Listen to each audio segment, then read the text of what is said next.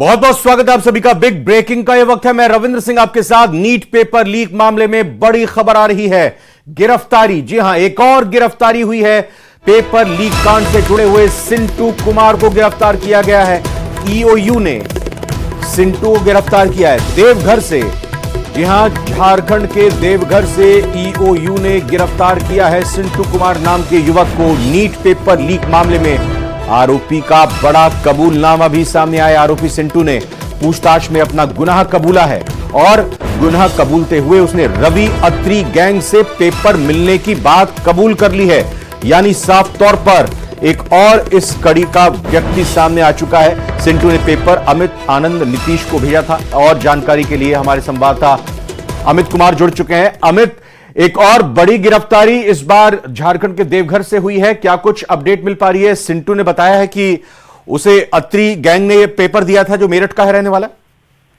बिल्कुल, देखिए ये कल रात गिरफ्तारी हुई है। लगभग 1 बजे के रात में जो है ईओयू की टीम ने सिंटू को देवघर से दबोचा और उसके बाद जो फौरी तौर पे उससे पूछताछ हुई तो उसने पहले ही पूछताछ के दौरान अपने गुनाह को कबूल कर लिया और उसने साफ तौर पे कहा कि जो रवि अत्री गैंग है जो लगातार पेपर लीक करने का काम करता है, उनके गुर्गों के द्वारा ही ये व्हाट्सएप के जरिए इसे पेपर क्वेश्चन पेपर और आंसर की दोनों मिला था, दोनों उपलब्ध हुए थे। और उसके बाद इसने जो है अपने साथी चिंटू के साथ मिलकर के पटना में जो इसके गैंग के दूसरे जो लोग हैं नीतीश कुमार और अमित आनंद, इन दोनों को भेजा और उसके बाद फिर ये पेपर जो है वो सिकंदर के पास गया और फिर बाकी जो अभ्यर्थी हैं उनको बुला करके क्वेश्चन दिया गया, आंसर की दिया गया और रटवाया गया। तो पूरे तौर पे एक चेन ऑफ सिस्टम जो है वो काम कर रहा था। बताते चले कि रवि अत्री जो है वो पेपर लीक मामले में ही मेरठ जेल में बंद है और नोएडा का कहते हैं ग्रेटर नोएडा का वो लिमका गाँव का रहने वाला है। और 2007 में रवि अत्री जो है वो कोटा गया था MBBS की तैयारी करने और उसी वक्त वो सॉल्वर गैंग के संपर्क में आया। बीच में ही पढ़ाई उसे छोड़नी पड़ी क्योंकि पुलिस ने उसे गिरफ्तार कर लिया था। और उसके बाद लगातार चाहे वो UP police constable paper leak का मामला हो, SBI steno leak paper leak का मामला हो या फिर नीट 2012 का मामला हो पेपर लीक का, कई पेपर लीक जो है उसने किए हैं। और उसके वो अभी जेल में रहने के बाद भी वो अपने गुर्गों के जरिए जो है अपने अन्य साथियों के जरिए पेपर लीक कराने का काम करता है। और यहाँ एक जानकारी और अहम जानकारी दें कि ये पेपर जो है वो रांची पहले पहुंचाया गया था और रांची के एक बड़े मेडिकल कॉलेज जो है वहां के 10 स्टूडेंट जो है वो मिलकर के इसे आंसर को सॉल्व किए और उसके बाद रवि अत्री गैंग के जो लोग हैं वो चिंटू और जो सिंटू है इन्हें दिया और सिंटू जो है ये कबूल किया है कि रवि अत्री गैंग के लोगों से ही ये पेपर जो है वो क्वेश्चन पेपर और आंसर की दोनों मिले, जिसे बिहार में वो अपने अन्य साथियों को मुहैया किया। अब पुलिस जो है इनसे आगे की फौरी तौर पे जो पूछताछ में जानकारी मिली उसके आधार पे आगे पूछताछ कर रही है। और अभी जो जानकारी है कि देवघर में से कोर्ट में प्रोड्यूस किया जाएगा ट्रांजिट रिमांड पर लेकर। बिल्कुल अमित, आपका बहुत बहुत धन्यवाद इस बड़ी खबर को ब्रेक करने के साथ ही विस्तार से इस पर जानकारी देने के लिए। सिंटू कुमार गिरफ्तार किया गया। चिंटू इसका दूसरा सहयोगी, अभी उसकी तलाश जारी है, छापेमारी की जा रही है। अपडेट लगातार देते रहेंगे। इस बड़ी खबर पर नजर लगातार हम बनाए हुए, लेकिन अब आइए हम रुख करते हैं नीट पेपर लीक के सिकंदर की बारे में और जानते हैं उसके परिवार के बारे में। Sikandar Kumar Yadvendu NEET paper leak कांड का मुख्य आरोपी है। समझिए ग्राफिक्स के जरिए जो सूत्रों से जानकारी मिली उसके मुताबिक नीट पेपर लीक कांड के आरोपी सिकंदर कुमार यादवेंदु की बेटी भी MBBS की पढ़ाई कर चुकी है, डॉक्टर बन चुकी है। आरोपी सिकंदर यादवेंदु का दामाद PG की पढ़ाई कर रहा है, यानी MBBS करने के बाद PG की पढ़ाई कर रहा है। और सिकंदर कुमार यादवेंदु पर नीट पेपर लीक कांड में 4 अभ्यर्थियों की सेटिंग कराने का भी आरोप है। आपको बता दें जिसमें उसका भतीजा अनुराग यादव भी शामिल है। वही अनुराग यादव जो कोटा में पढ़ाई कर रहा था, MBBS की तैयारी कर रहा था। अनुराग यादव का कबूलनामा भी सामने आया। उसने कहा था कि फूफा यानी सिकंदर ने फोन किया, कहा कि आ जाइए पटना में, प्रश्न पत्र का इंतजाम हो चुका है, क्या कर रहे हैं वहां पर। तो अनुराग यादव भी नीट परीक्षा का अभ्यर्थी रहा है। तो ये सिकंदर कुमार यादवेंदु का कुनबा है, परिवार है। बेटी MBBS, दामाद PG की पढ़ाई कर रहा है, भतीजे की तैयारी MBBS डॉक्टर बनाने की थी, लेकिन ये राज खुल गया। कुछ और ग्राफिक्स के जरिए आइए आपको बताते हैं क्या कुछ खेल चल रहा था। जानते हैं जरा पेपर लीक कांड में शामिल संजीव मुखिया और उसके परिवार के बारे में। संजीव मुखिया चेहरा आपके सामने है, ये भी आरोपी है, परीक्षा माफिया है उसका बेटा डॉक्टर शिव पीएमसीएच से एमबीबीएस कर चुका है। पीएमसीएच यानी Patna medical college hospital Patna से एमबीबीएस कर चुका है। सरकारी अस्पताल, बिहार का बड़ा अस्पताल। डॉक्टर शिव कुमार शिक्षक भर्ती परीक्षा पेपर लीक मामले में भी गिरफ्तार हुआ था। जी हां, तो पीएमसीएच से एमबीबीएस बेटे ने की और यह गिरफ्तार भी हो चुका है।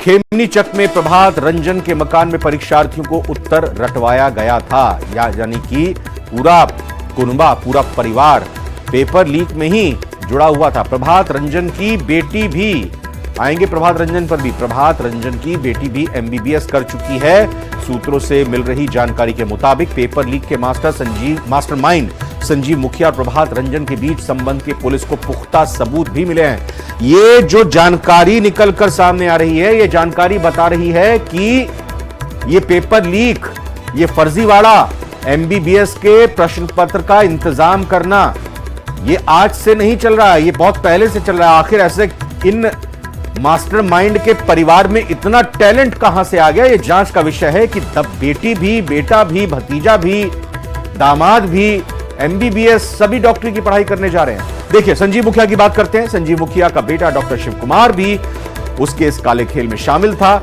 शिव कुमार उर्फ बिट्टू, इसके बारे में जान लीजिए। जी हां, शिव कुमार उर्फ बिट्टू संजीव मुखिया का बेटा है। डॉक्टर शिव कुमार उर्फ बिट्टू बीपीएससी पेपर लीक मामले में गिरफ्तार हुआ था, अभी जेल में बंद है। डॉक्टर शिव कुमार जेल में रहते हुए कई परीक्षा के पेपर लीक कराने का भी इस पर आरोप है, यानी जेल में बंद है पेपर लीक के मामले में, और जेल के अंदर से ही पूरा पेपर लीक का गिरोह एक तरह से कहें कि संचालित इनकी तरफ से किया जा रहा था। बीपीएससी के तीसरे चरण की शिक्षक बहाली का लीक पिक कराया गया था। यह पेपर बीपीएससी यानी बिहार पब्लिक सर्विस कमीशन का पेपर लीक कराया गया था। डॉक्टर शिव कुमार उर्फ बिट्टू की तरफ से जेल में बंद है, एमबीबीएस कर चुका है। और ग्राफिक्स जानकर आपको बताते हैं कि नीट पेपर लीक मामले में जांच कहां तक पहुंची और एजेंसी के पास क्या क्या सबूत इकट्ठा हुए। जांच एजेंसी के पास 10 सबूत जमा हुए। अभ्यर्थियों के एडमिट कार्ड, अभ्यर्थियों के दस्तावेज, जला हुआ प्रश्न पत्र,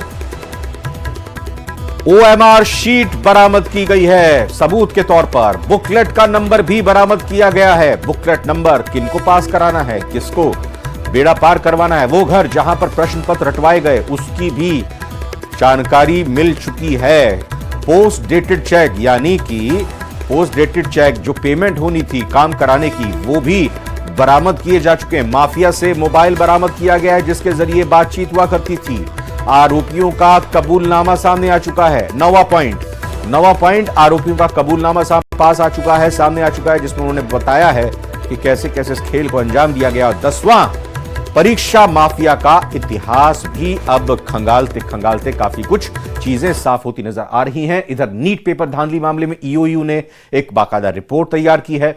ईओयू आज शिक्षा मंत्रालय को अपनी रिपोर्ट सौंपेगी। रिपोर्ट में गिरफ्तार 4 परीक्षार्थियों के बयान शामिल किए गए हैं, 13 आरोपियों के बयान भी शामिल किए गए। ईओयू कहां की ईओयू? ये ईओयू बिहार की, चूंकि ईओयू ही ये पूरे मामले की जांच आगे बढ़ा रही है अपने स्तर पर, राज्य स्तर पर। और शिक्षा मंत्रालय, केंद्रीय शिक्षा मंत्रालय की तरफ से ईओयू से कहा गया था कि जो भी जांच हो रही है उसकी रिपोर्ट दीजिए। और आज ये जानकारी आ रही है कि ईओयू आज शिक्षा मंत्रालय को अपनी रिपोर्ट सौंपेगी। जो अभी तक जांच हुई है, जिनकी गिरफ्तारी हुई है, उनके कबूलनामे जो आए हैं, साक्ष्य सबूत दस्तावेज जो सामने निकल कर आए हैं, उन सभी की एक रिपोर्ट देगी। 4 परीक्षार्थियों के बयान इस रिपोर्ट में शामिल हैं।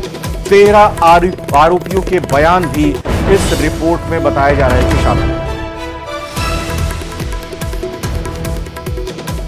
तो तेजी से ये मामला आगे बढ़ता हुआ जा रहा है और अब दायरा बढ़ता हुआ दिखाई दे रहा है। ये पूरी अभी तक की ईओयू की जांच जो हुई है बिहार में, उस जांच के आधार पर जो रिपोर्ट तैयार की गई है वो केंद्रीय शिक्षा मंत्रालय को भेजी जाएगी और केंद्रीय शिक्षा मंत्रालय उसी रिपोर्ट के आधार पर अब देखते हैं क्या कुछ आगे कार्रवाई करती है, क्या कुछ एक्शन लेती है। और दूसरी तरफ एक बड़ी बात हमने आपको शुरू में ही बताई कि एक चिंटू कुमार नाम का आरोपी आज देवघर से भी गिरफ्तार किया गया है। जी हां, उसने ये कबूल किया है कि किस तरीके से प्रश्न पत्र का इंतजाम किया और उसको सॉल्व कराया, और सॉल्व कराने के साथ साथ उसने आगे उस प्रश्न पत्र को सप्लाई किया पटना में। ये लगातार कड़ियां एक एक करके जुड़ती हुई जा रही हैं।